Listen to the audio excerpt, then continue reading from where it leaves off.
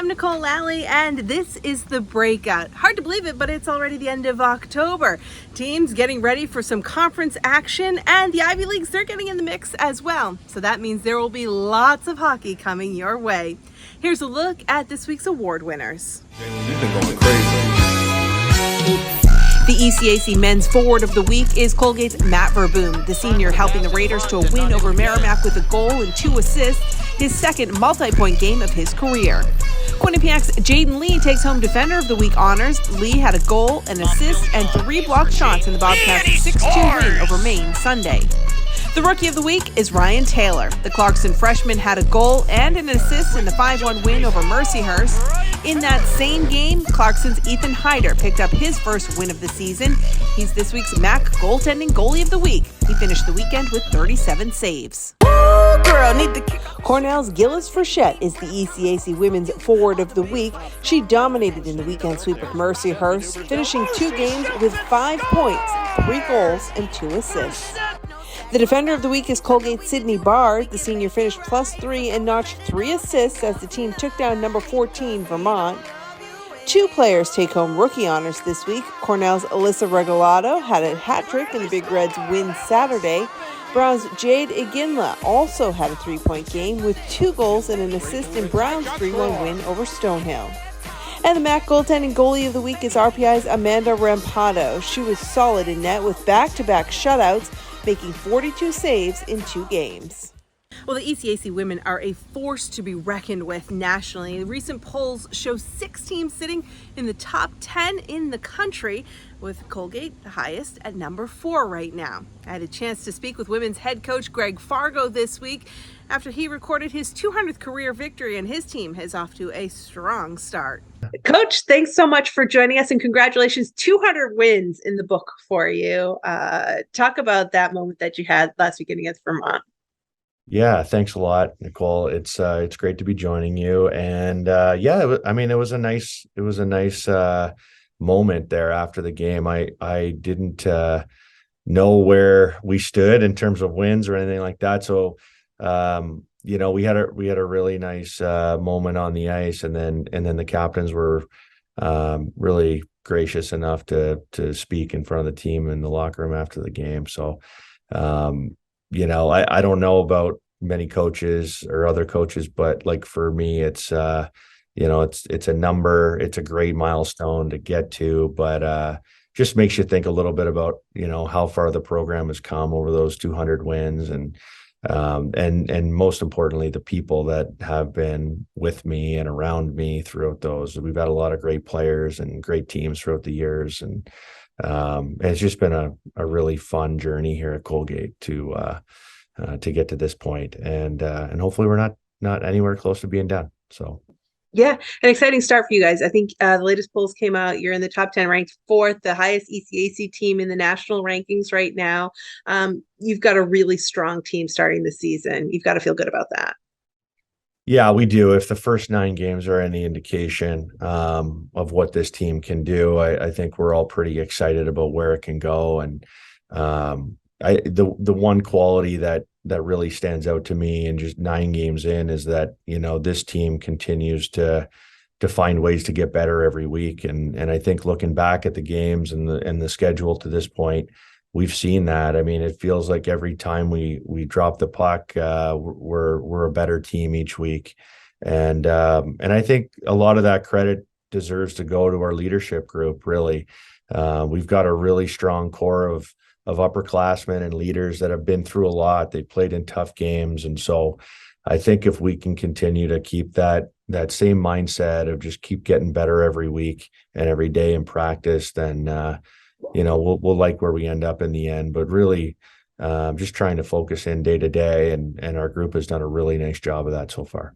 Mm-hmm. You've already had a tough schedule. To start off the season, you guys just came off a series with number 14 Vermont, and now you're heading into league play, where you have to expect, with the ECAC Women's League being so strong, that every night is going to be a battle. How are you looking going into that?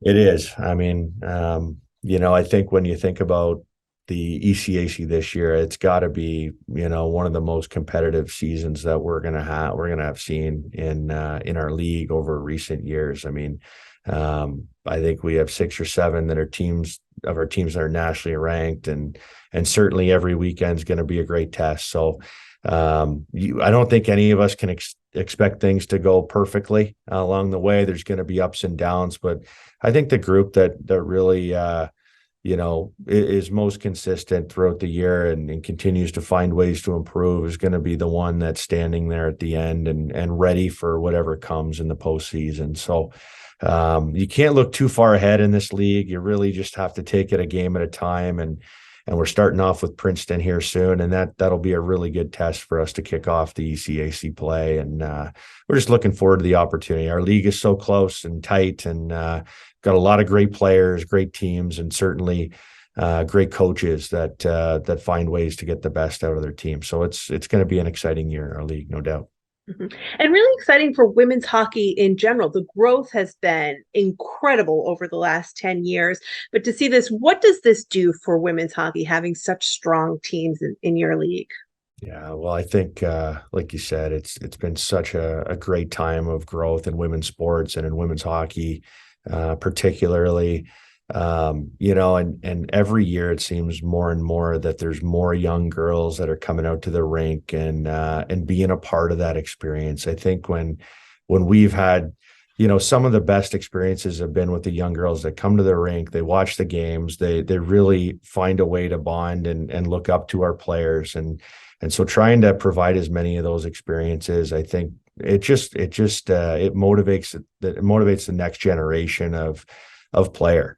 And if the last 10 years are any indication of, where our game's headed, I think we're in great shape. And now with, the growth of the professional game on the women's side, and what our players have the opportunity to do after they leave the ECAC, I think we're in for a real treat over the next, decade here. And it should be a lot of fun to watch unfold.